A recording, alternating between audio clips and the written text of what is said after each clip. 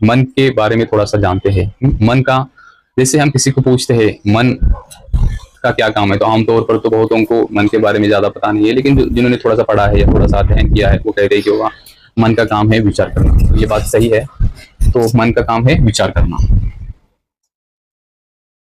मन विचार करता है। उसके साथ फिर से और एक क्वेश्चन आ जाता है कि अगर मन विचार करता है तो फिर वो विचारों की सोर्स क्या है, वो विचार कहाँ से आ जाते हैं। विचार तो बहुत सारे तरीकों से या माध्यमों से आ जाता है, लेकिन मैं 3 माध्यम आपके सामने रखता हूँ जो हमारे सामने रहते हैं, आमतौर पर हम उसका प्रयोग करते हैं। जैसे पहला है देखना, जो हम देखते हैं उसके बारे में हम सोचते हैं। दूसरा है सुनना, जो हम सुन रहे हैं उसके बारे में भी हम सोचने लगते हैं। और तीसरा है पढ़ना, जो हम पढ़ते हैं उसके बारे में भी हम सोचने लगते हैं। इसलिए आमतौर पर कहा गया है भाई हम सबके पास फोन है, मोबाइल है, उसमें भी ऐप्स है बहुत सारे, उस एप्लीकेशन में बहुत सारे ग्रुप है, उस ग्रुप में बहुत सारे मैसेजेस आने लगते हैं।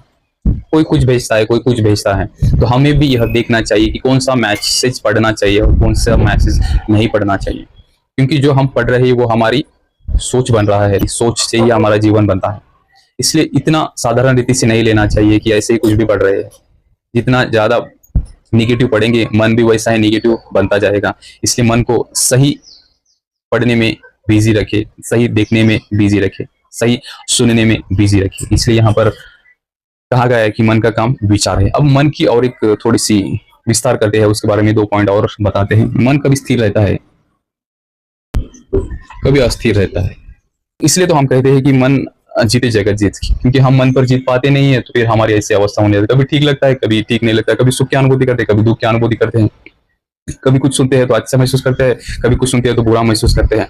हम अपने मन को ऐसा बना के रख दिया है कि उसका कोई अपना अस्तित्व है ही नहीं है। वो बेचारा कभी इधर कभी उधर, कभी कैसे हो रहा है। इसलिए उसके जीवन में ना स्थिरता है, ना स्वतंत्रता है, ना मुक्ति है, ना ज्ञान है, ना बोध है। इसलिए यहाँ पर कहते हैं कि मन जीते जगत जीत। तो हमें देखना चाहिए कि ऐसे क्यों हो रहा है।